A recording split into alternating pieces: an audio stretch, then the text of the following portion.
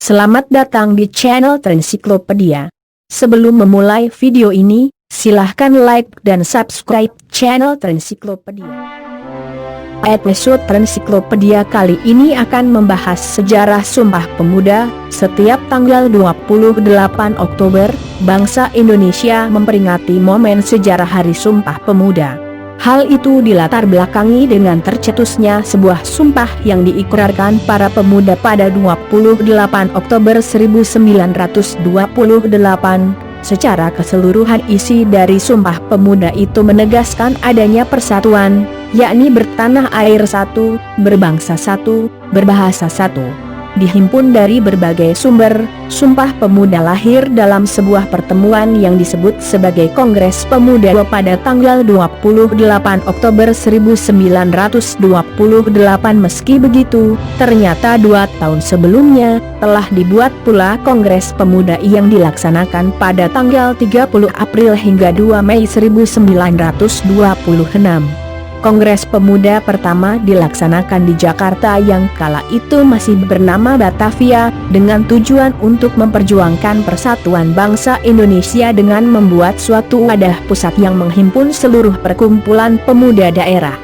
Lantaran belum adanya rasa persatuan yang kuat dan masih banyaknya perbedaan pandangan, Kongres Pemuda pertama ini tidak membuahkan hasil.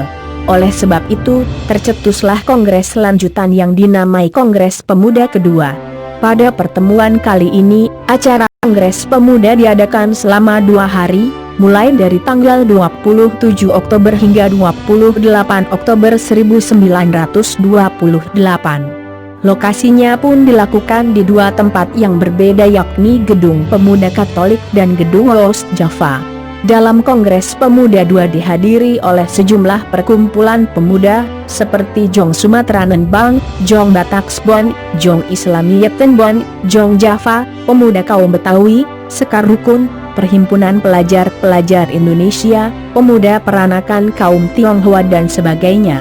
Tak berbeda jauh dengan kongres sebelumnya, tujuan dari Kongres Pemuda 2 adalah untuk melahirkan cita-cita semua perkumpulan pemuda Indonesia, membahas pergerakan pemuda, hingga memperkuat kesadaran persatuan bangsa.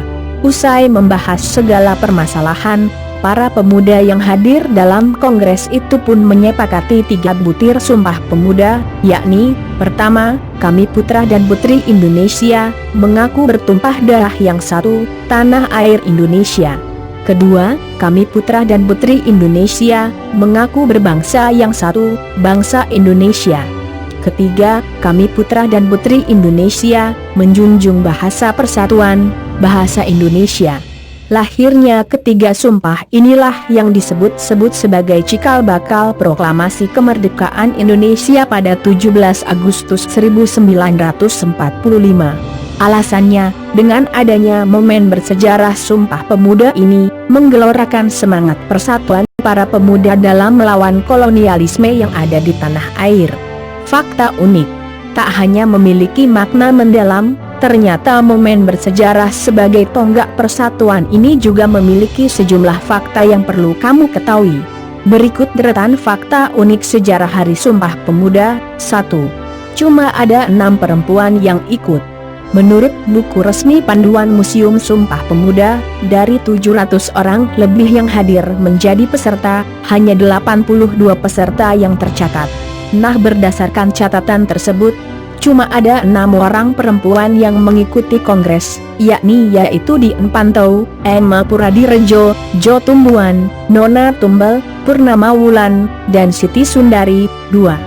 Pertama kali lagu Indonesia Raya berkumandang ternyata bersamaan dengan momen bersejarah tersebut, lagu kebangsaan Indonesia Raya berkumandang. Kala itu, sang pencipta lagu, W.J. Rudolf Supratman memainkan lagu Indonesia Raya dengan biola kesayangannya. Meski begitu, lagu dimainkan tanpa lirik lantaran mengandung kata merdeka yang dikhawatirkan menimbulkan konflik dengan polisi Belanda. 3. Diperkenalkan kopiah sebagai identitas pergerakan nasional.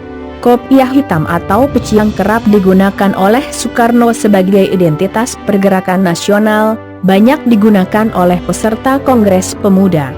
Bahkan sejumlah pemuda banyak yang menggunting pinggiran topi khas Eropa miliknya, demi menyerupai bentuk kopiah. 4. Menggunakan ejaan Van of Wisen.